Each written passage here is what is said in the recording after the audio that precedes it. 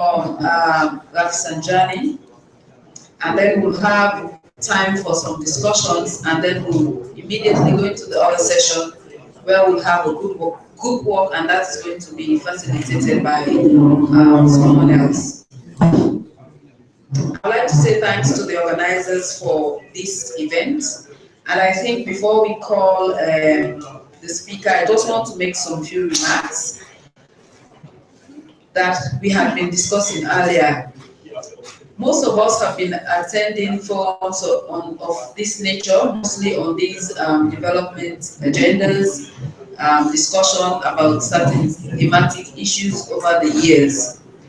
But you would agree with me that every time we are in these discussions, the discussions are the same. We say maybe governments have not done this, or the international community has done that, or whatever. But then we realize that every now and then we go back and say the same thing. But I hope that as this particular session would be looking at the ECOWAS 2020 vision, that we wouldn't be having a session where we'll be repeating this whole thing again. But we will sit together, strategize, plan. When we go back sessions and so we'll be able to run along with these issues. Another key thing I think we sometimes miss out as civil society organization was what we discussed about, I would say, our partnership, or who we are.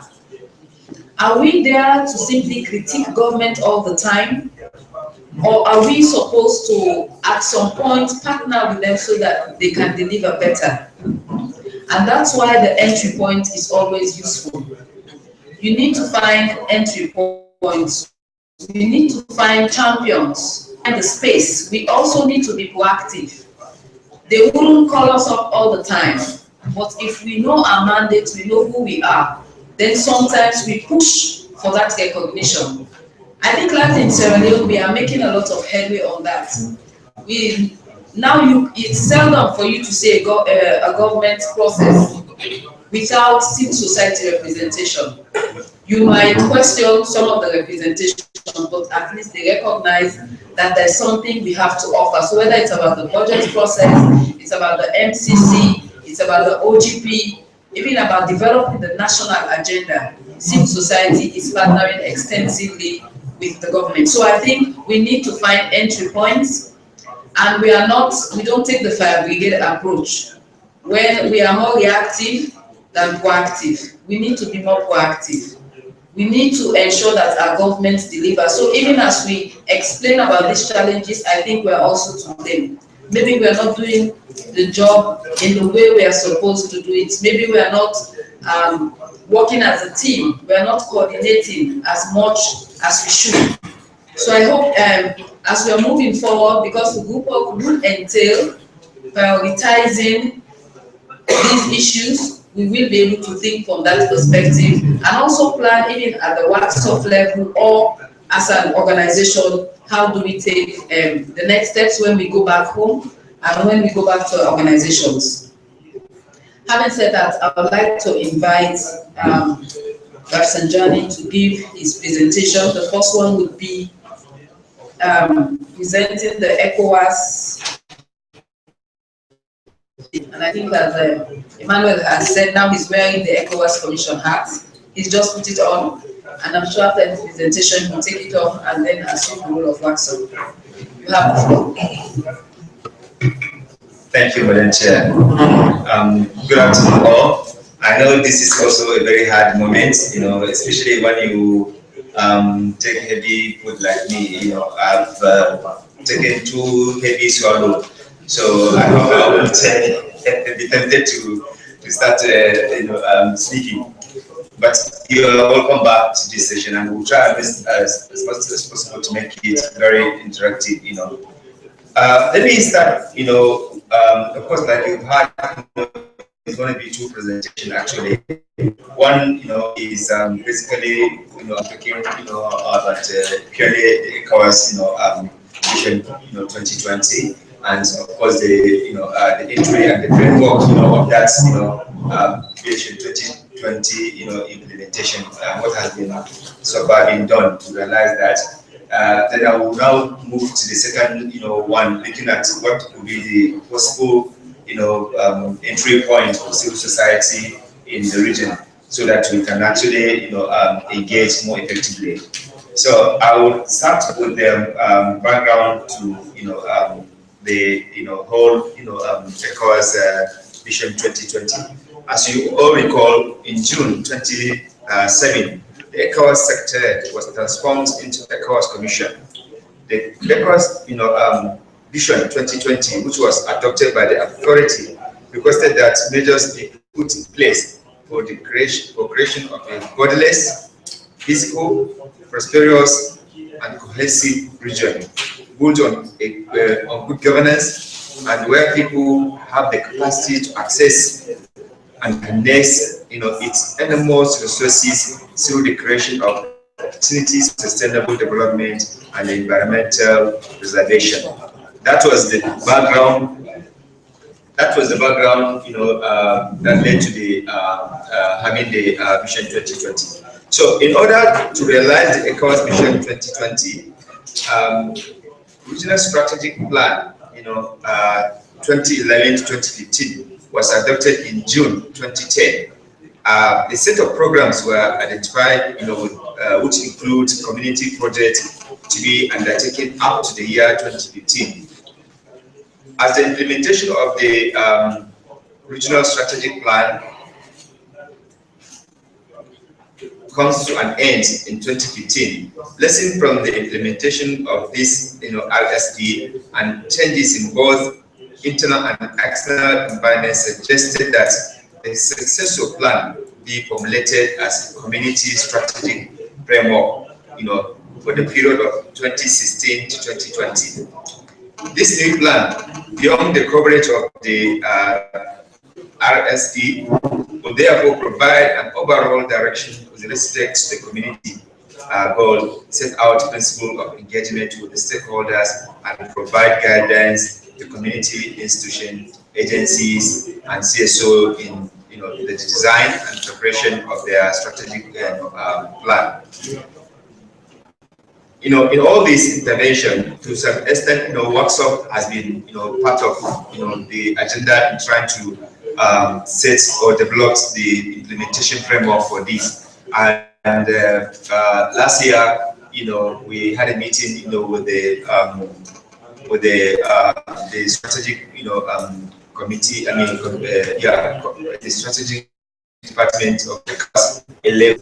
This year, last month, we also had another meeting in Calabar, where we also, set out all these implementation framework priority to do that, because workshop and ECOWAS made those meetings together to ensure that all these framework for implementation are actually achieved. So the vision itself, I'm not going to go into the lengthy document of it, but I'm going to bring the key things that the vision is talking about. For example, under the regional resource development, the ECOWAS, have realized that a lot of considerable ecological and agronomical potentials within with the complementary natural ecological areas. The West Africa is blessed with all these resources, and the region has a vast arable and lands available for exploitation, and several millions of hectares of pastoral land for use. All these are part of what led to the decision to actually have this as one of the major vision for ECOWAS with respect to ensuring that by 2020 an inclusive society achieved through human capital development and empowerment, open a peaceful and healthy environment where women, children, youth strive to have equal opportunities to excel and have equitable access to resources for human and social development. this is one of the vision that ECOWAS envisaged in between now and 2020 to ensure that ECOWAS has achieved. There are quite a number of process in which this will be pursued. But because of time, I will not dwell in all those things. Now, in the area of peace and security, the ECOWAS Vision 2020 says that by 2020, a skilled and socially cohesive West African world of conflict, whose leaders and people place a higher premium on peace and collective regional security, effective operation of ECOWAS regional defense and security system that will effectively combat illegal arms and drugs. There will be a conscious and sustainable collective effort to eliminate social, discrimination or exclusion, and there will be, a demonstrable, strong drive to inculcate acceptance of socio-cultural diversity of the region as a positive factor that enriches life in the region. As you all know, the issue of peace and security, it is becoming much more paramount and much more necessitated in the region. In the proliferation of the small arms, in the region, and given the kind of conflicts and violence that we witness in Nigeria alone, the kind of violence and the conflict that we are seeing, we've never had it before, where it is no longer a news to hear 200 people, 300 people, die. So we are really in serious problem, and as West Africa, if you look at other parts of the region, in the West Africa, they also suffer similar crises. And if you do not have an action plan that will mitigate and stop this kind of violent conflicts that is going on, there's no way you can be able to realize the vision of ECOWAS. So because of this, at in-country level, countries are also encouraged to develop all sorts of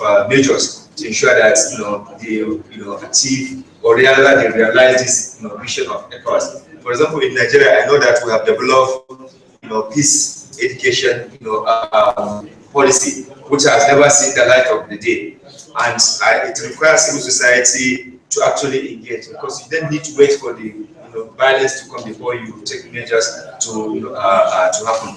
The early warning system mechanism, which if had been engaged effectively, would have been able to resolve so many of this tension, because in most cases the signals are very much there, they manifest, but unfortunately we don't take proactive measures to be able to address some of these things. So we realize of having a peaceful and healthy West Africa, you must deal with issues of the issue of small arms, the proliferation of small arms, and the issues of conflicts, and in fact what causes all these conflicts.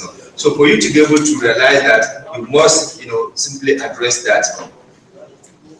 So it is important that for us as civil society, we also see how we can key into this very wonderful vision, where all these conflicts are actually addressed. And at the root of all this, actually, if you look at most of the places where you have all these problems, it is as a result of the injustice, as a result of corruption, as a result of lack of opportunities.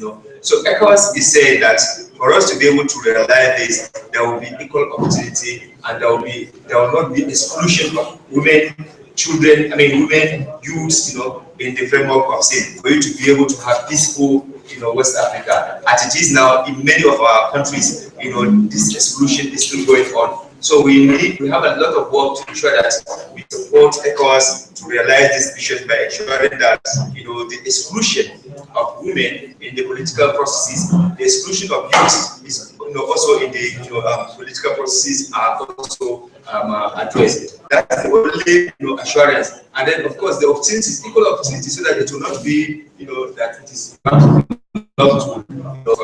ruling class for you to be able to have access to opportunity. All this, if it has not been addressed, there's no way you can realize, this provision that ECOWAS, is talking about.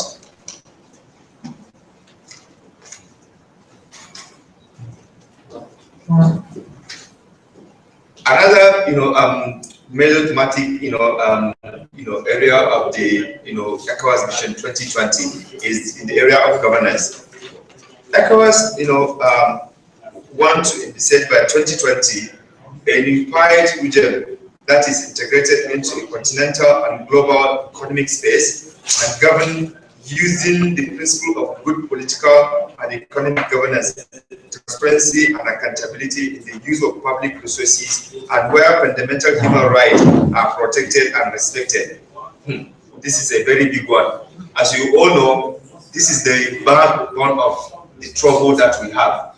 When you have, elections that are not, conducted transparently, because free and fair election is not just about the day of casting votes. It is a process, and if the process is not, transparent, or rather is not people oriented, there's no way you can actually realize any good governance, because you produce crooks and criminals who will come and take over and start looting and stealing. And some of them, they may even want to change the constitution, like we have seen in so many places. The latest example is, of course, from Burkina Faso, and I'm happy that National Platform Coordinator in Burkina Faso is going to be talking also, on the update of what is happening, in Burkina Faso, because when the president wanted to change the will of the people, it almost plunged the country into a crisis. We had that similar experience in Niger, in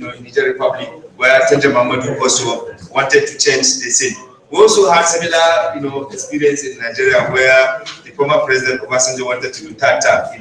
Currently, the current president, from the legal perspective, he had no right to even contest, because the legal opinion is that he cannot be sworn in more than 2 times. But many magic are happening, and there's no way you can have stability. There's no way you can have any credible governance when the state has adopted looting and impunity as its backbone of governance. So there's no way we will be able to realize the ECOWAS Vision 2020 in terms of having a stable governance process when looting and stealing and rigging is the order of the day. So ECOWAS has a protocol on democracy and governance, democracy, election and governance, which many of the countries in West Africa have not, unfortunately, been abiding by. And it is the responsibility of the all the stakeholders to ensure that we support ECOWAS to realize that vision, where there will be maximum transparency and accountability in governance. There will be proper election, not selection, the way we see it happening in many places. So I think this is a very good framework which ECOWAS has in order to have stability in the region, which I think if we can key into this aspect, we'll be able to ensure that there is stability, there's proper accountability in the system. The political corruption will be minimized. The idea of just declaring people who have not even contested election, like we have seen in many places, will no longer be the case if we are to go by this Vision 2020 of the ECOWAS. So it is a very beautiful also, thing that ECOWAS has actually, identified with, and we in civil society, I believe that we will also, continue to support this, especially as we are moving, into the, ECOWAS of people, not ECOWAS of head of states.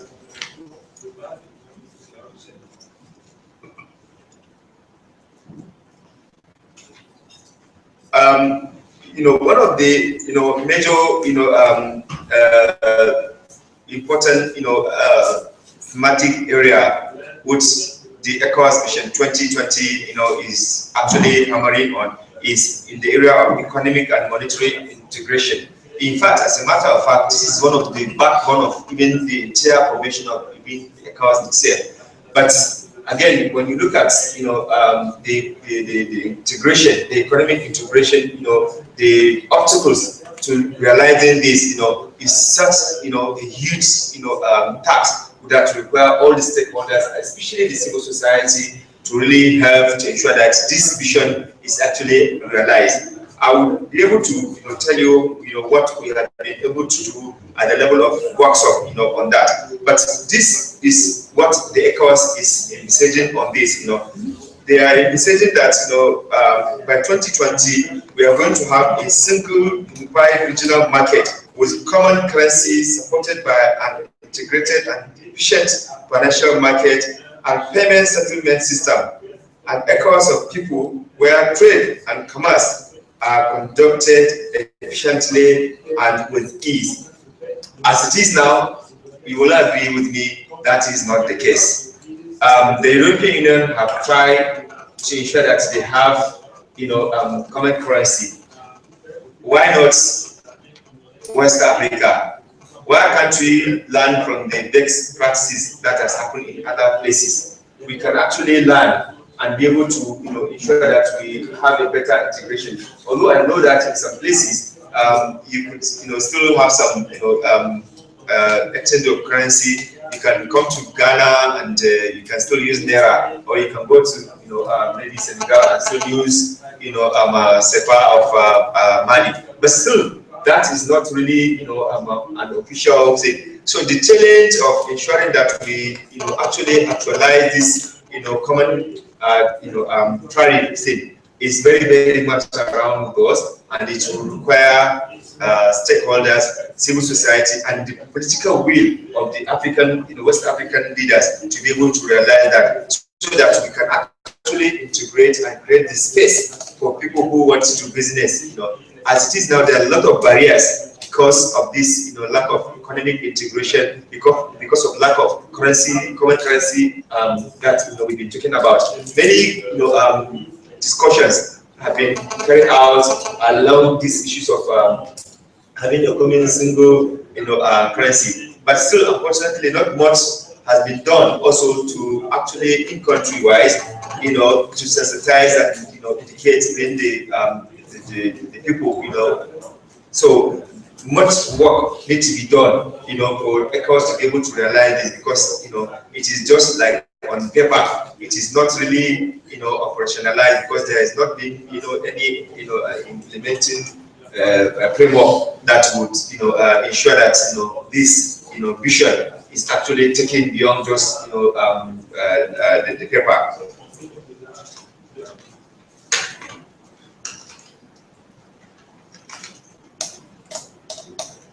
Another key thematic area which this vision of ECOWAS talks about is in the area of private sector. This is a very interesting one, because we have not the role of the private sector in ensuring that the region is actually integrated or benefited even from the private sector thrive. So the ECOWAS identify this as one of the major issues. If we are to realize and actualize really the cause of people. So it has it on its vision that by 2020 ECOWAS will have an ECOWAS of people with a conducive policy environment in which private sector will be primary engine of growth and development, and integrated regional production based on developed by competitive private sector activities which provide production and distribution levers for deeper regional integration and development, supported by an efficient ECOWAS business body that promotes strong public-private partnership for generating wealth to sustain the development and prosperity of the region. This is again not the kind of the 4-9. In Nigeria we call it 4-9. This fraudulent, public-private partnership arrangement, where actually, the so-called private, people would come with no nothing, but they would take all that belong to the state, and they claim that they are actually private partnership, Now, ECOWAS is saying that for us to be able to have, to realize the Vision 2020, the truly, private partnership based on competitive thing, would be the engine of making the region to sustain its walls and grow, not the kind of arrangement that, the private sector are actually parasite, because they don't contribute anything, they don't come with anything, they come, they get all the waivers, they get everything. In Nigeria alone, if you look at the private sector, for example, their social corporate responsibility is nothing. And if you look at the benefit they get, for example, MTN alone, when they started to declare that in South Africa, they never got it. Last year alone, the Minister of Finance in Nigeria gave waiver to over 1.7 trillion naira to the so-called private sector, and we don't really see what they are doing. Currently now, there's under the privatization of the electricity, we have seen how government sold this into the so-called private sector, and yet every budget, every national budget, you see government putting in more money into that arrangement. That's really a fraudulent, arrangement, because if you privatize, it means that you cannot be financing that thing again from the public funds. But that is not the case. Now, under this, private sector, partnership, ECOWAS says that there will be improvement of transport facilities, because one of the major problems, I'm sure, we are even casualties, we are even victims of this, lack of, proper transport facilities, in the region, because some of our participants are not able to make it because of lack of transport, system that, would bring in some of our participants. Sometimes you have to go to Europe to come to, country in West Africa. This is ridiculous. So ECOWAS is telling us that, with this articulated vision, we'll be able to have an improved, transport facilities through this private, partnership, so that you have genuine business people coming to support, transport facility, system, and the government of, West Africa will be able to do that, so that you don't need to spend 2 days, to travel from one, just neighboring country to another. As it is now, the West Africa is a mess in terms of issue of transport, facility. Also, equally in terms of the electricity, we've seen what is going on. Even in Ghana that we are pressing, some places have no light, because there's no way you can actually have this business without electricity or energy generally. So ECOWAS is telling us that with this articulated beautiful Vision 2020, if we get it implemented, we'll be able to have an improved facilities that will enable efficient resource generation. Another thing that ECOWAS has, Vision 2020 is, of course, the natural resources. As you all know, West Africa is the most blessed, region in the world. If you look at Ghana, Ghana is producing gold. Ghana is a recent and oil, country. Of course, not to mention Nigeria, where the blessing is just overwhelming, but it's not been harnessed. If you go to other countries, virtually every country you go to in West Africa is blessed with natural resources. Unfortunately, that natural resources has rather been turned into a curse, not a blessing. So ECOWAS, it says that with the good utilization of our natural resources, we'll be able to transform our region into a more productive, more prosperous, more economically viable region. And I think we in civil society we also share that, as I'm going to go into, some of the issues, within the Vision 2020 of ECOWAS that, spells out, some of these things. And for us in workshop and given the, engagement that we have done so far, we think, we'll be able to identify certain key priority areas within the Vision 2020, of ECOWAS. So for now, this is what I'm able to, just bring out to you from the ECOWAS Vision 2020. I've told you these different stages that have been put in place to ensure that the Vision 2020 is being, implemented. And I must confess to you that what needs to be done by ECOWAS using, its official recognized, NGO, because since they cannot do it by themselves, and that's why workshop, has been a catalyst, between ECOWAS and civil society. But not much has been done, to actually publicize or popularize some of this beautiful, vision articulated in the vision. And because we actually, because we need to get ECOWAS to understand and realize that it is important that they work with civil society for the people of West Africa to understand. Since it is no longer the ECOWAS of head of state, since it is the ECOWAS of people, it means that the people should know what this vision is all about, and we'll be able to help disseminate this information, educate and sensitize people, and keep a whole dialogue with our national government. Because beyond just having this, from the ECOWAS, you need to make sure that we are at in-country level, it is also implemented. Lastly, before I also, close, one of the key, things which is very, very important, and that I'm going to also talk about it, is of course the issue of the free movement.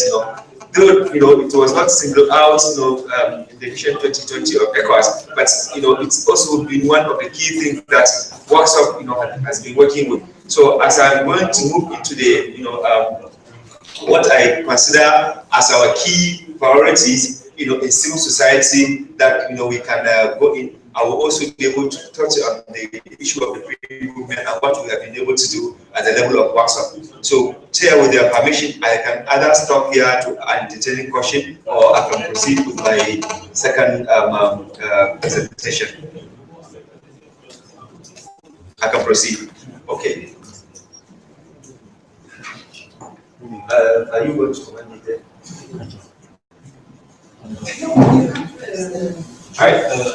Okay. No, I don't have the ball. Oh, okay. Sorry, it's here. There's a technology problem here. Just so. Identifying key priority areas for civil society in ECOWAS Vision 2020. Like I said, there are many, thematic groups, or rather thematic areas in which ECOWAS, seek to have a better, prosperous, West Africa. Under, this, we were able to also key and identify some key fundamental, issues that we think if we engage constructively and effectively, we'll be able to help ECOWAS to realize this vision, and invariably we'll be able to have a better West Africa, and with also informed citizenry that will know what is going on about what is it? Okay. Well, we've already heard about what the vision, the ECOWAS vision is. We have mentioned it in in the first presentation, so there's no need to go over it.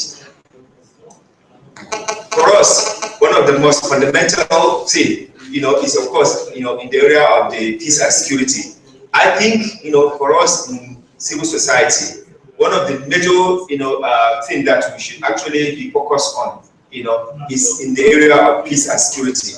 Because without peace, there's nothing like development. There's nothing like, prosperous, West Africa that you are going to have.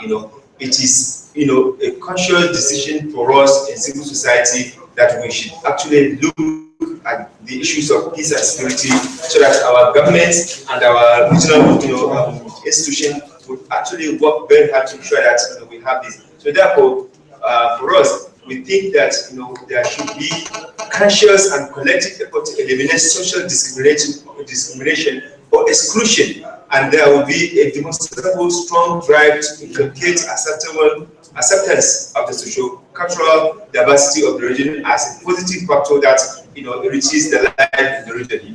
If we do not do that, it will be a problem. So luckily for us in workshop, under our peace and security, workshop has this thematic group. So therefore, workshop plan is to seek to galvanize civil society by deepening the practical involvement of civil society in ensuring peace and stability in West Africa. Also, that will be able to improve the involvement of the civil society in the conflict prevention and response activities of the ECOWAS Commission.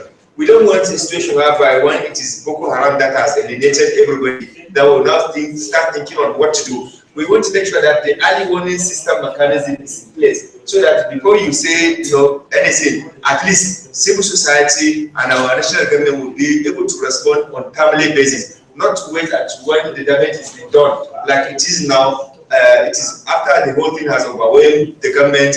Now they are thinking of what to do. That is not the kind of intervention we want. We want a situation that our intervention should be timely, should be on the basis of informed information and also knowledge, and so that we'll be able to, through our own civil society groups working on this thematic group, be able to help us to respond to this. And I think that's one of the things that workshop has been working on under these thematic areas.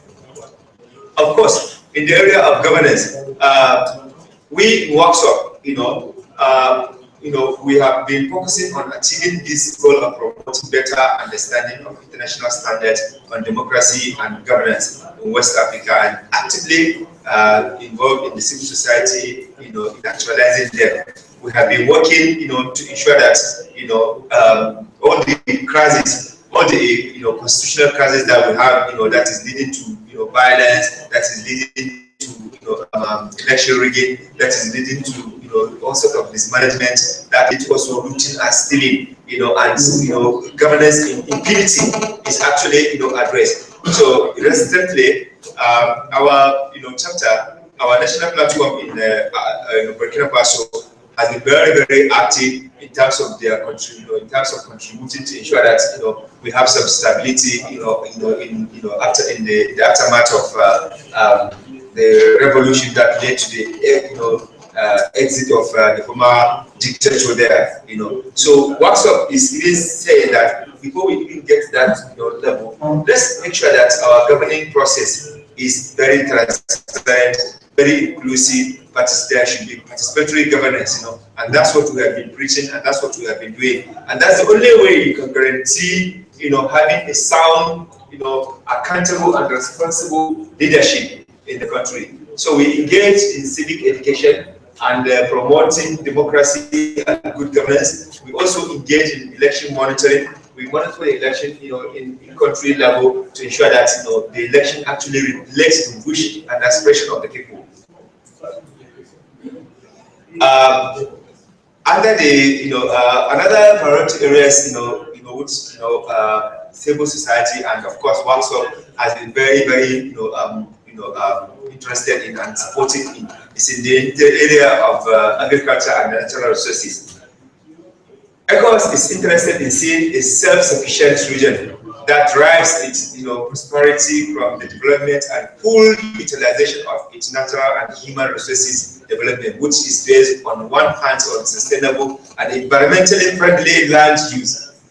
Special agricultural and natural resources development with modernized and diversified production and distribution system, which provides a reliable basis for agro-industrial and related economic activities.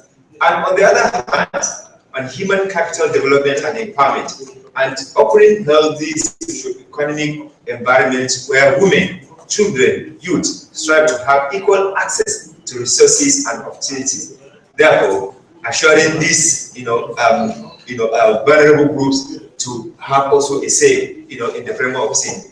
Therefore, we in workshop, having considered this as a key, priority area, we have been working, to ensure that, we improve the interface of civil society with the relevant authorities on securing key policy commitments toward addressing agriculture and food security issues in West Africa. You recall our other sister region, especially the eastern part of the Africa, as a result of lack of proper policy on agriculture and also poor financing of agriculture, they enter into serious farming problem, hunger and starvation. So for us, in West Africa, given the fact that God has blessed West Africa with abundant natural resources, including land, versatile land, very fertile land, we want to see how we can continue to encourage on constructive policy dialogue to ensure that our government in West Africa are actually utilizing this. So the ongoing civil society intervention in the area of natural resources is to enhance the role of civil society in promoting awareness on the best practices related to natural resources, exploitation and economic development.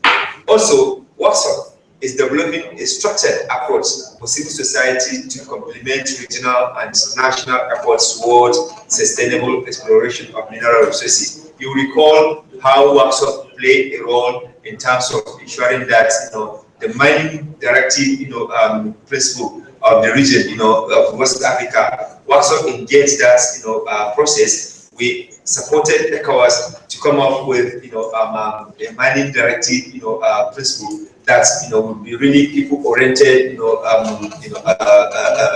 mining directive that's supposed to be also the basis for in-country implementation.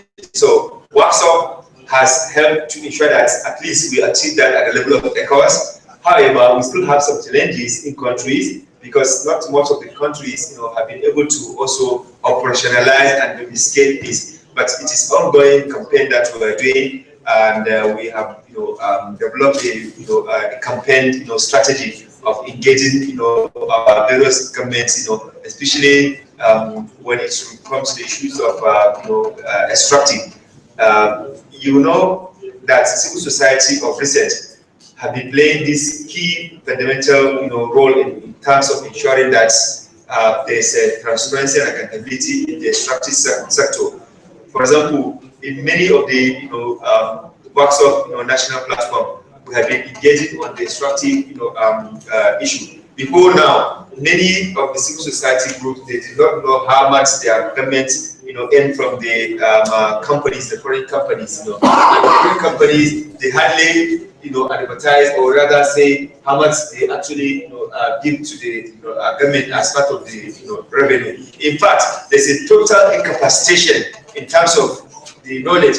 We have to rely on some of these companies to tell us how much oil they have taken. This is ridiculous. How can somebody that is taking the oil will tell you this is the actual one that I have taken? So sometimes we discover that there's a capacity deficit and there's also canaba, because when corruption invaded the whole sector, it is difficult to do that. But gradually, civil society is constructively engaging and putting pressure to know how much government is making from it, and not only how much government is making from it. We want to see how much this has transformed in terms of improving the lives of the ordinary person. So we have gone beyond just wanting to know how much government is making from it, but we are interested in seeing how much these resources are being utilized for the benefit of the Nigerian, or for the people of West Africa. Because, like I said, if you look at all the West African countries, they are blessed with one mineral or the other. So WhatsApp is has helped to spearhead this regional campaign in terms of ensuring that the civil society are very active in terms of ensuring that they put pressure and the demand for greater accountability in their countries on how their resources is actually utilized. Another important area which I think we as the civil society collective should give priority to is in the area of trade, which of course feature very well in the ECOWAS Vision 2020. We say that we want to have enhanced trade within the ECOWAS,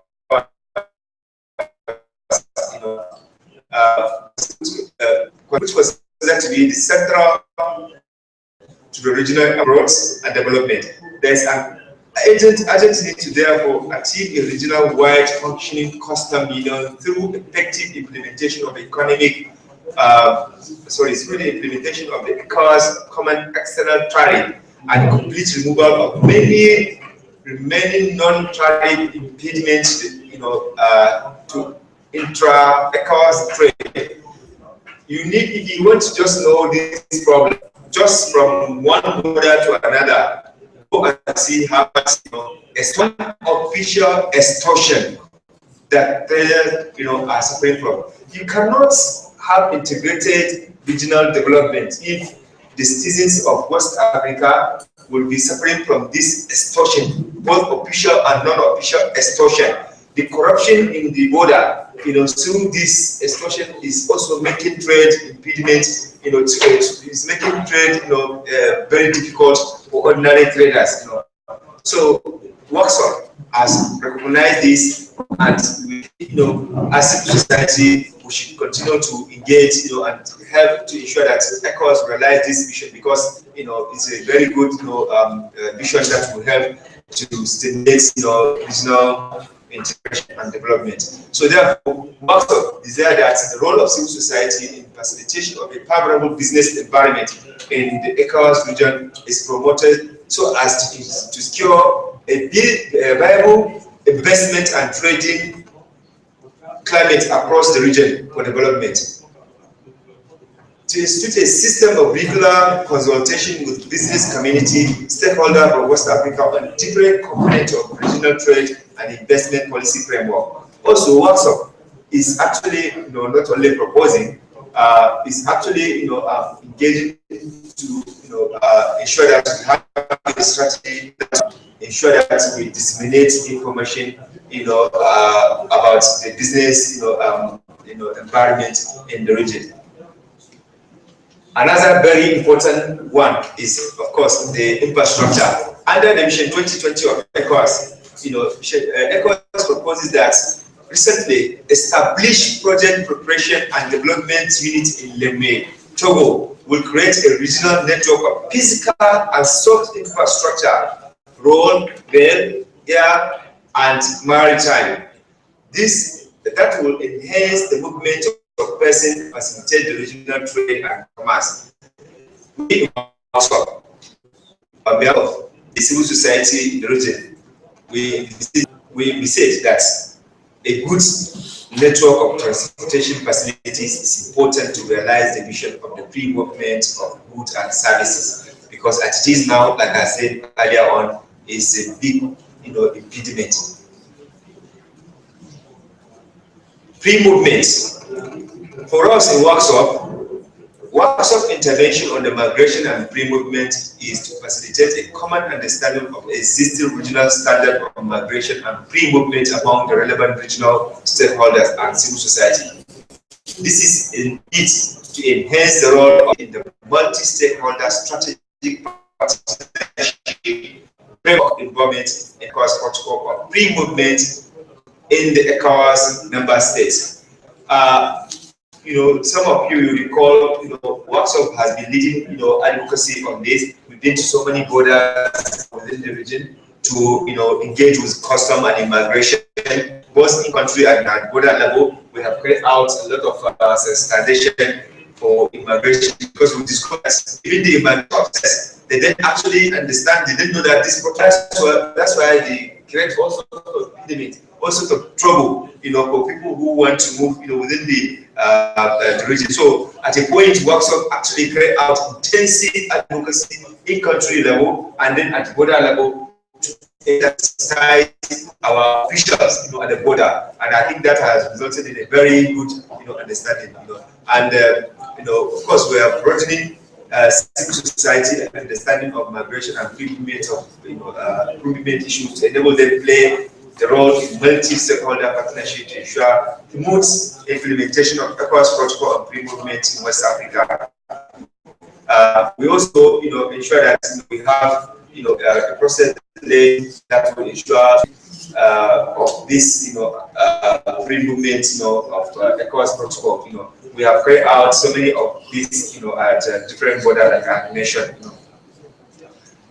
Another very, very important one is in the area of gender, women and gender. For us in workshop, and I want to leave, for the civil society in the region, workshop intervention in the area of women and gender is to develop a capacity, skill and competencies of civil society working around the things of women and gender toward addressing human resource development gaps across the region. If productive energies of women alone can be properly harnessed and utilized, the West African development would have been realized and satisfied. As it is now, a lot of this potential has not been realized because you have pushed and elbow a very big constituency, without giving them their due, right. So for us in workshop, we propagate and we want to mainstream the policy, framework of, of the government, in country or at even the cause level is gender mainstreaming, because that's the only way you can be able to, realize the potential of women to contribute meaningfully to the development of the region, because they contribute largely to the production, which is not even accounted for in the region. Well, I hope you are not too bored. I want to, thank you for listening, and I'm happy to entertain questions, thereafter. Thank you.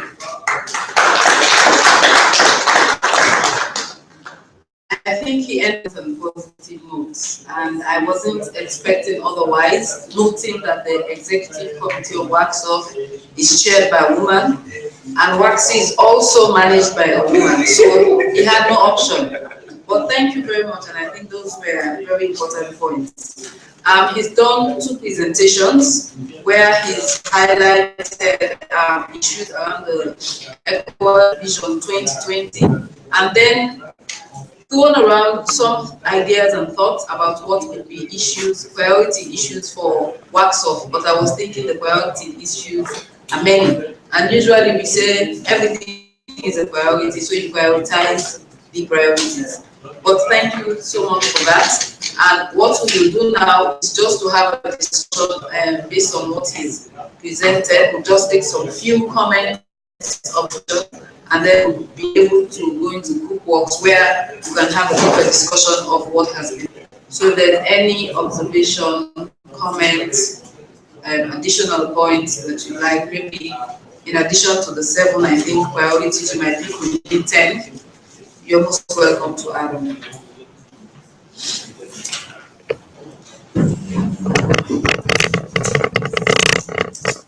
Okay. Yes. Good afternoon. Thank you for Mr. Representative. I have 3 points to make. The first point is about a point you made earlier about financing. WACSOF. How it was important you need the money because the money is West Africans' money. It's always good to talk about money issues. But the specific case of ECOWAS, I want to believe that you would know better than most about how ECOWAS works and how it's able to raise its finances through the ECOWAS levy. And only last week it was talking as they they just concluded a meeting yesterday, the Administration and Finance Committee meeting, where they talk about budget at the end of the year. And it was the report coming from there clearly is that ECOWAS member states, some of them are not paying their levies. That obviously does not help WACSOF. If they're not paying their levies, they cannot use some of that to fund the work that you do. I want to make reference to one AU bulletin on Fridays, which came out a few years ago, 2007, in which it spoke to the fact that ECOWAS had no less than a surplus of $252 million. That was at the end of 2007 in its chest, which it was able to help finance interventions in Guinea-Bissau at that time, small projects around ECOWAS. 252 million. We can imagine what ECOWAS's war chest is now, even when its members are not paying. So I want to think that, there's, maybe you can speak to that for us on why, despite the fact that you find a lot of, ECOWAS is raising its own money, you find a lot of the ECOWAS officials always absent because they're traveling. These are some very important issues which naturally affect WACSOF, because are there people within WACSOF who can, even if not yourself, but is it something that you've been monitoring yourself as to, who is accountable, which member states are not, paying, that kind of thing, so that your work is also helped a bit. On the PPDU, which was one of the last slides, ECOWAS just recently, commissioned, in a way, very silently, the PPDU Lome. This is a very, very, very important agency which will be very instrumental in the work that ECOWAS will do.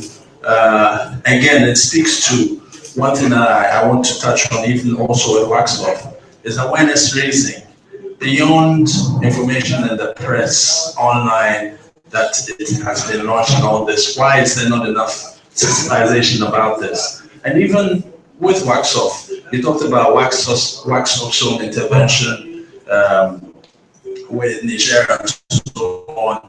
And I believe that, yes, WACSOF may be doing good things, but perhaps this is one of the things that is challenged by people or human resources or whatever that can help with awareness raising, because I'm sure there are many who would not have known the efforts that WACSOF has been putting in. But I put it spoke to, operationalization challenges and so on, which may be fair. But nonetheless, even with those challenges, it will still be possible to, make visible some of the work that you do. And I don't know to the extent to which, that has been happening. And then finally, final point. Can you make that very short and simple? Yes, sure. So the final point is on the ECOWAS's peace and security, which seems to be the landmark thing for ECOWAS. Going forward, as it turns, ECOWAS turns 40 next year. What is it that, WACSOF, here we can perhaps ask some market intelligence, what is WACSOF's unique selling proposition beyond it being an interface between civil society and ECOWAS as being for the people of South Africa? Because one thing I want to quickly say is that a very good thing, a very interesting example for civil society is the fact that if you look at what the efforts on gender, for example, the current AU women, especially envoy to the AU on women, peace and security, is a former civil society person, which could be construed as a feather in the cap for the works that civil society have done on women and gender issues. And so I want to find out what kind of synergies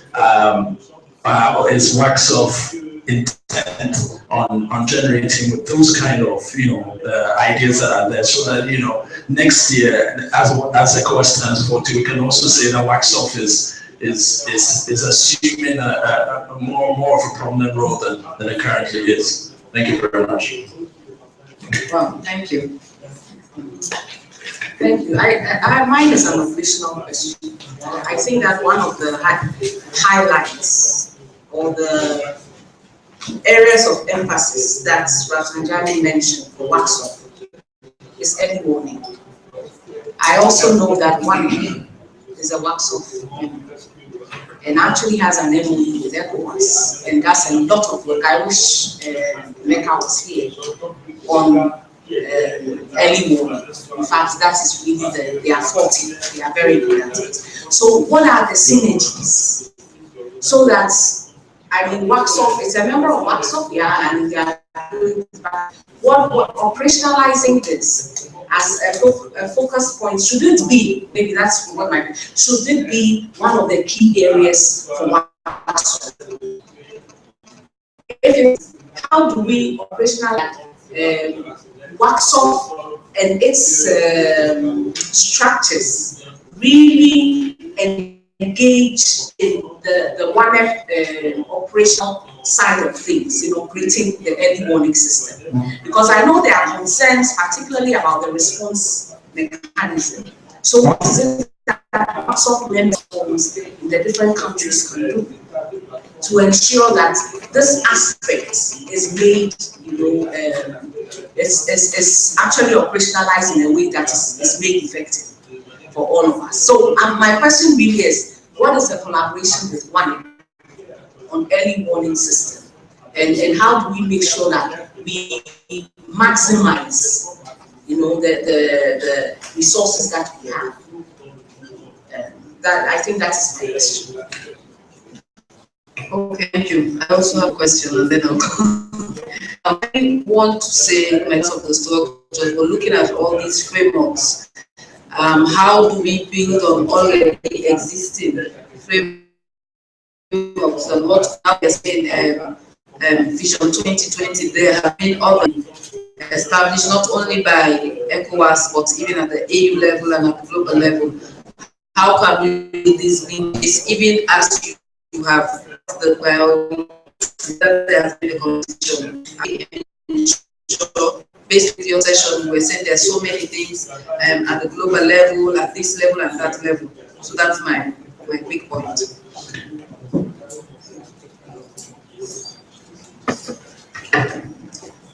Thank you very much, Madam Chair, and thank you for the presenter. I have a quick question. I'm glad that you ended your presentation looking at the issue of gender and women. However, I didn't seem to hear about violence against women in the sub-region, because when we take statistics, the level of violence and abuses against women and girls across the border, if we take Nigeria all the way to Ghana, it's appalling. And I'm just wondering, what is WACSOF doing? Are you collaborating with some of those civil society organizations, in that corridor? And what is it that other civil society organizations can do to support? Because I know the African Women's Development Fund has made violence against women one of its key priority areas for funding.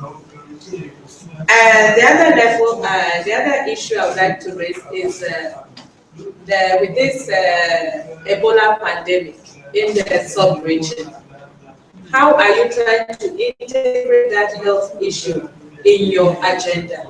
Because we may think, yeah, Ebola, yes, it's there in only 3 countries, but we're looking at it, it's women who are still the losers, and women who suffer the most. Women are in labor in Liberia and Sierra Leone and Guinea, but nurses are afraid to touch them because of Ebola. Do we continue that way? What is it? How are you trying to, again, as Nana said, how are you trying to integrate all those things in your agenda? Because at the end of the day, you will appear to you are, whether you like it or not, you will be the voice of the people of West Africa. Thank you. We'll have 2 more comments, and then you have this. This is a question for Basanjani. You mentioned a couple of areas that WACSOF have been involved in, particularly on a policy level, constructing policies on natural resources, I think mining, the Burkina Faso National Platform, and governance,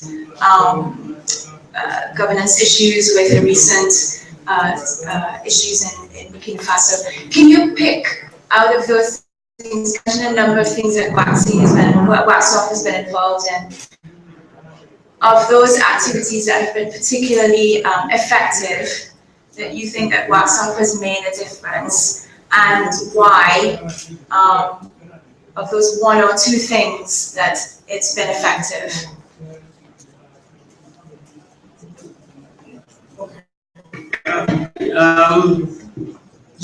Everyone's got a vision. I mean, you walk down the street to Makola, you meet anyone, they have a vision, they have a dream. Yeah. But fundamentally, the issue is what capacity, what is your state of affairs in order to make that dream something realistic so that it is not outlandish. I'm saying this because, yes, picking from what Nana said, at this stage, when we get to this point, it is not enough for us to discuss the vision of ECOWAS, but we have to discuss ECOWAS itself. And I'm saying this because ECOWAS is the foremost institution in West Africa. Is the collective, is the totality of all of our visions, our aspirations, our concerns, our issues, and should therefore reflect all of these things. And so that institution is very fundamental in our lives.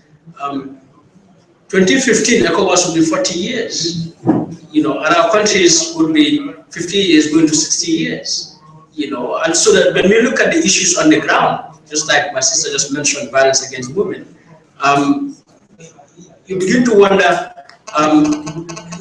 is it the vision, in fact, we need to talk about, or talk about the very structure, the very entity that is making the vision, all right? So when you put in workshop, therefore, it is what do we need to do to make sure this vision is not hollow, and this vision doesn't take us another 50 years for us to be still talking about the situation as it is. So my point, therefore, is how do we make workshop feel the space itself? So that in the discussion of ECOWAS, we need to talk about workshop itself. How do we make workshop feel the space? Regardless of the various efforts that are taking place. Because ultimately the issues that Sanjani mentioned, and he said governance is the backbone of all our problems. But when we break it down, it's about transparency, accountability of institutions like ECOWAS itself, our governments, of processes like elections, of issues, and like participation of our people, empowerment of our people, so that as civil society, how do we link all of what we are doing to see empowered people who participate to hold account their governments, but also ECOWAS fundamentally, so that these vast resources that you mentioned are not a cost on us, but really change our lives for the better. So my point essentially is, how do we do this observation, do this self-assessment, in order for us to, get to another phase that is not going to be what has been taking place in the past 40, 50 years. Okay, thank you. We'll do another round after he's responded. Today we're looking at we want to focus the discussion on the priorities, and when it comes to the strategies and the operationalization, that is going to be the theme for tomorrow. So, Sanjani, as you respond, please just note that. Let me start with the first question. Well, thank you very much for all the questions and the corrections and the comments. Thank you very much for all the questions and the comments, and the observation. Let me start with the first question, about the issue of financing of workshop. You recall that, in May, precisely 26 to 27, 2009, the realization, by the, ECOWAS Council of Ministers to ensure that, workshop play the role that it's supposed to play, in terms of ensuring that workshop is equipped in terms of strengthening its working relation with ECOWAS Commission. It is recognized the importance, of support, to workshop, and that declaration, was made. Therefore, there was a recommendation for workshop to be supported, every year, to be able to help to actualize the vision and mission of workshop itself. Unfortunately, as I speak to you, we have not operationalized or realized this, official statement, to the police, because partly also, we have not actually had, clear MOU that will guide how, ECOWAS will be making, the annual contribution to workshop beyond just, carrying, activities, but in terms of institutional support, in terms of institutional strengthening, we have not yet gotten that annual, financial support that ECOWAS is supposed to be doing that. However, we have now, we are now in the process of, analyzing and that built out and be able to enable workshops to be driving this, annual, support from, ECOWAS. So in terms of, whether member states are paying or they are not paying, well, that's not our business. This is about government to government business, So, they should sort it there. But as far as we are concerned, because of the laudable, programs and initiatives that workshop has, which is being recognized by the ECOWAS, themselves, ECOWAS, lead to support, workshop, with annual, support. So we would continue to pursue that, and make sure that we have, that's what we realize. In terms of making, workshop work more visible, yes, I tell you, well, we have a website, functioning website. If you check our website, is there. We also, disseminate, our publication. Unfortunately, because of the global collapse of markets, the support, the donor support has not also been, quite, fantastic, and that has slowed down, the work that we want to do, But that's why we are happy, that we have the Commonwealth Foundation that is interested to identify with the people of West Africa, to continue to support the work that we are doing and other partners. So we can be rest assured that even the outcome of this, conference, we are going to publish it and make it available both online and hard copy, so that people would also see the different kind of intervention. Of course, in the past we've had other publications. Just last week, before I came to Accra, we launched some publications in Abuja, which workshop has actually we're working on the early marriage project in the region, and we've done some publication on that. It is both online and on hard copy, so available. Then we talk about issue of synergy with others. Well, workshop, like we said, is an umbrella organization. It's not, the activities of the workshop is not implemented by a secretariat. It's implemented by its members in each country. That is why we have national platform. So if we have any program, it is our national platform members that implement. The secretariat just facilitates. They cannot implement. They only facilitate through the structures that we have. So that has been the thing. And therefore, we get our members involved. And one is a member of workshop.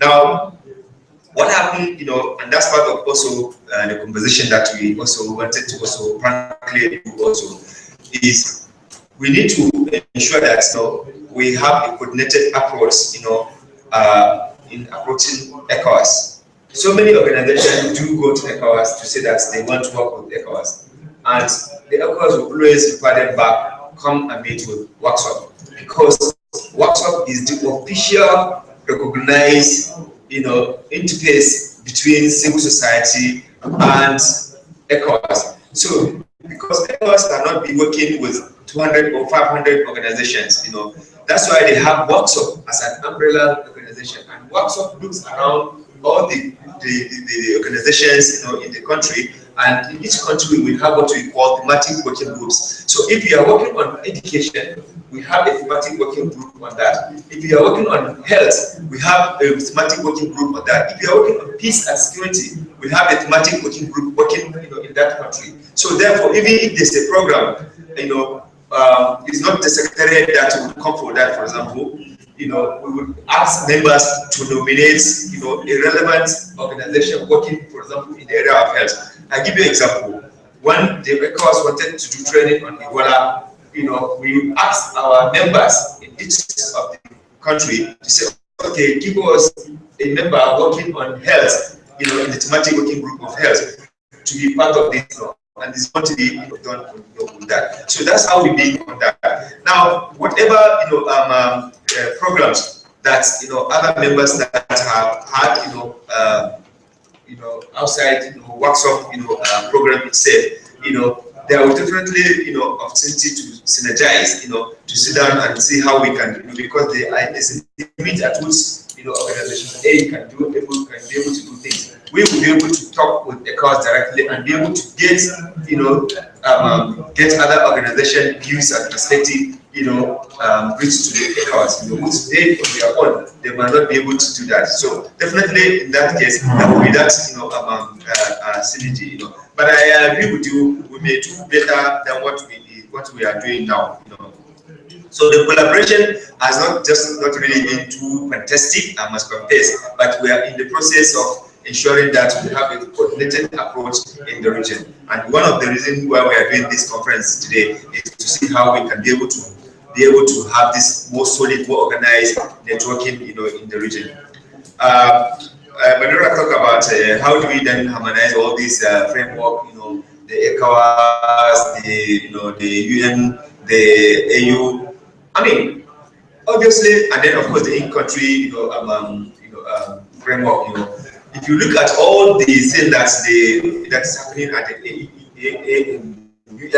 at the AU, at ECOWAS, at in-country level, they all have some similarity and synergy. So it's to ensure that we in civil society, we also prioritize, engage on those that we think would be more productive, more useful for our people and for our country as well as our region. So I think already we are doing that to some extent, but I think I agree also we can do more. What is WhatsApp doing about violence against women that is very rampant in many countries in Africa? Like I said, also being a membership organization, we have so many organizations that are working on issues of violence against women. For example, in Nigeria, the violence against women, bill has been in the National Assembly for a very long time, and you have, in one of Nigeria, you have members that are also working in the area of, legislature, in the area of, women issues that have been working toward ensuring that we have legislation that will, criminalize people who, engage in those kind of acts of violence against women. So I mean, at that level, at in-country level, because workshop is not operating, those at the regional level, it is operating within its own membership in-country level. So we will continue to encourage and provide whatever necessary support, for our national platform to be able to engage in that. So that's, we are doing that. Of course, in the area of Ebola, of course, Ebola is because of the collapsing health system that you see in many of the West African states. That's why when Ebola came, it panicked everybody. Ebola has been there since 1974 or 76 thereabout. But because of the laziness of many African leaders, especially in West Africa, they have not developed any framework corresponding to this problem. And when it broke and started killing people, then they started panicking. So if we have a framework, that would respond to some of these things, you will not see the kind of panic and the kind of pneumonia that we have found ourselves in the last 3 or 4 months. But I am happy that at least Nigeria, the Nigerian ruling class, who never respond to any serious issue, but because they know Ebola will not spare them, they have to work hard to ensure that they do something, because they can't run away. So the magic of Nigerian response to Ebola is because they know they will die if they don't do anything. So that's why you see active areas, they respond quickly. But look at what is happening on the conflict. They had opportunity to address the issue when it was baby. Now they even call it because they benefit from because the more is complete, the more opportunity of looting and stealing, the more you cannot account for the security board, the more you call for more security board. Now the recently National Assembly has approved $1 billion, and that $1 billion, plus the 1 trillion, naira that we have will not be accounted and will not be used for any safety of the Nigerians, who have already been shattered by this, because they benefit from that. But they know if they don't address the issue of Ebola, they will not be able to fly to America and London and Europe, before they catch the flight, the thing will catch them. So they have to really, intervene, So I am happy that at least, there's that. But we are looking for a more institutionalized, a more, sustainable, response to it. Part of it is financing health. Currently, there's a bill that is expiring before the Nigerian president this week. We have been on this deal for the past 8 years. Jonathan, last 2011, he refused to sign, he refused to assent to the bill, and we never had the health bills.